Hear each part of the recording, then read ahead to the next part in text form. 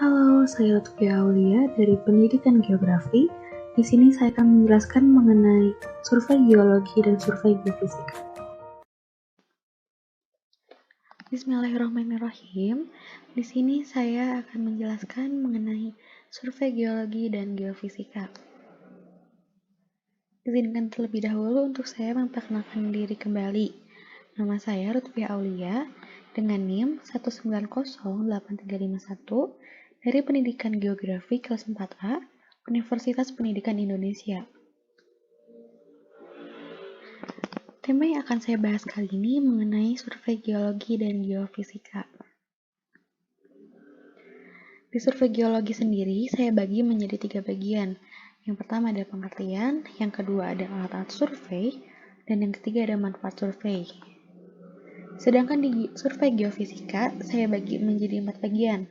Yang pertama ada pengertian, yang kedua ada pembagian survei, yang ketiga ada kegiatan survei, dan yang terakhir ada manfaat survei. Yang pertama ada survei geologi. Apa sih yang dimaksud dengan survei geologi? Survei geologi adalah penyelidikan secara sistematis dan rinci atas struktur fisik batuan yang membentuk lapisan paling atas dari kerak bumi. Survei ini dilakukan pemetaan lapangan sebagai alat untuk menentukan lokasi macam-macam formasi secara tepat. Untuk menunjang survei sendiri, di sini ada alat-alat survei. Yang pertama, ada peta topografi, yang kedua ada kompas geologi, yang ketiga ada GPS, yang keempat ada palu geologi, yang kelima ada loop, dan yang keenam ada roll meter. Dan untuk teman-teman yang bingung kayak gimana sih gambaran alatnya, di sini saya akan memperlihatkan bagaimana gambarannya. Yang pertama ada peta topografi. Teman-teman bisa melihat ya, di sini ada peta topografi. Peta topografi sendiri merupakan gambaran bentuk rupa bumi menggunakan kontur sebagai penunjuk ketinggian tiap titik. Fungsi dari peta topografi ini merupakan sebagai penunjuk lokasi, jenis medan, dan luas daerah yang dipakai. Yang selanjutnya di sini ada kompas geologi. Kompas geologi sendiri merupakan alat untuk menunjukkan arah mata angin, dan selain itu juga kompas geologi dapat digunakan untuk menentukan azimut, sudut-sudut lereng atau slope, sudut jurusan atau strike, kemiringan, dan beda tinggi. Dan yang selanjutnya ada GPS. GPS sendiri adalah singkatan dari Global Positioning System. GPS sendiri merupakan alat untuk mengetahui posisi, koordinat, dan rute perjalanan. GPS sendiri bekerja dengan cara mengirimkan sinyal terhadap satelit. Yang selanjutnya ada palu geologi. Palu geologi sendiri dibagi menjadi 2 bagian nih. Ada palu batuan beku dan palu batuan sedimen. Sesuai dengan fungsinya, yaitu palu batuan beku berfungsi untuk menghancurkan batuan beku, sedangkan palu batuan sedimen berfungsi untuk memecahkan batuan sedimen. Yang selanjutnya ada loop. Loop sendiri merupakan kaca cembung yang memiliki titik fokus di tengah, sehingga benda yang diamati akan terlihat lebih besar. Loop ini dapat digunakan untuk mengamati fosil batuan, dan tingkat pembesaran loop bisa mencapai 20 kali. Dan yang terakhir ada roll meter. Roll meter merupakan suatu alat ukur satuan panjang yang fungsinya untuk mengukur dimensi suatu objek. Dalam survei geologis, roll meter tersebut diperuntukkan untuk mengukur suatu tebal lapisan, lebar sungai, jarak datar, dan dimensi singkapan. Yang selanjutnya, ada tujuan survei geologi. Survei geologi biasanya dilakukan pada tahap eksplorasi, yang dilakukan dalam tahapan untuk mencari informasi tentang keadaan potensi geologis yang dapat bernilai ekonomis. Dengan antara lain, survei geologi berguna untuk yang pertama, untuk mengetahui sebaran, yang kedua, untuk mengetahui sumber mineral, yang ketiga, untuk mengetahui sumber potensi minyak bumi, dan yang terakhir, untuk mengetahui sumber potensi gas bumi. Yang kedua, ada survei geofisika. Apa sih yang dimaksud dengan survei geofisika? Survei geofisika adalah bagian dari ilmu bumi yang mempelajari bumi menggunakan kaidah atau prinsip-prinsip fisika. Di dalamnya juga termasuk meteorologi, elektrikitas atmosferis, dan fisika ionosfer. Penelitian geofisika untuk mengetahui kondisi di bawah permukaan bumi melibatkan pengukuran di atas permukaan bumi dari parameter-parameter fisika yang dimiliki oleh batuan di dalam bumi.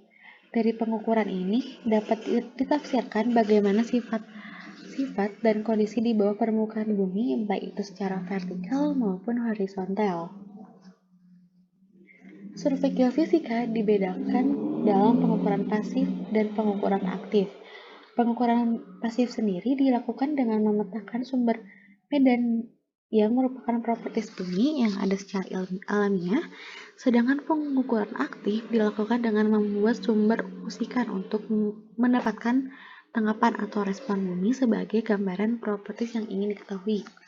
Di sini ada survei geofisika pasif, adalah survei yang dilakukan dengan memanfaatkan medan alamiah sebagai bagian propertis bumi.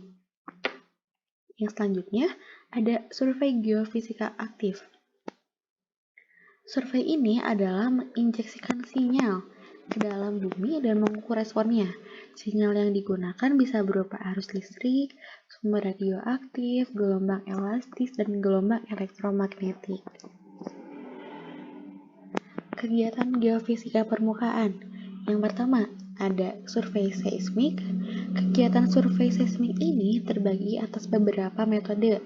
Yang paling umum digunakan adalah survei seismik, metode refraksi, shear wave, survei gelombang permukaan, dan survei dengan metode vibrasi.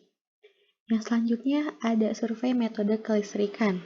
Kegiatan ini meliputi survei profil resistivitasi listrik, survei resistivitasi bunyi listrik, dan survei resistivitasi listrik metode dipole.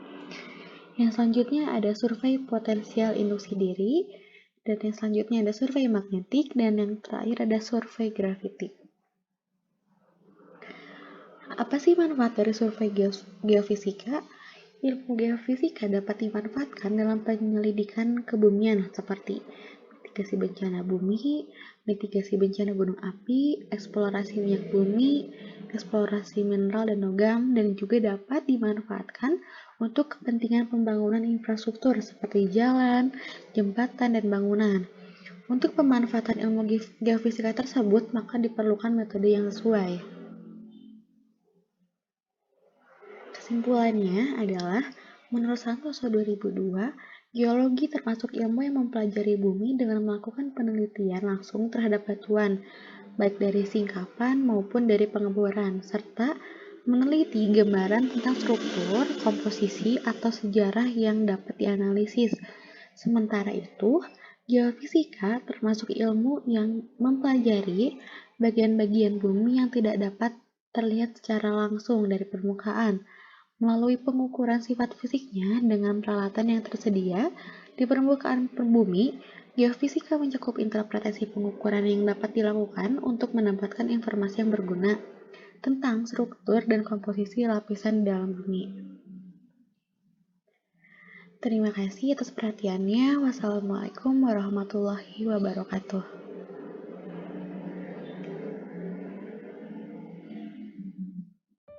Thank you for watching. Wassalamualaikum warahmatullahi wabarakatuh.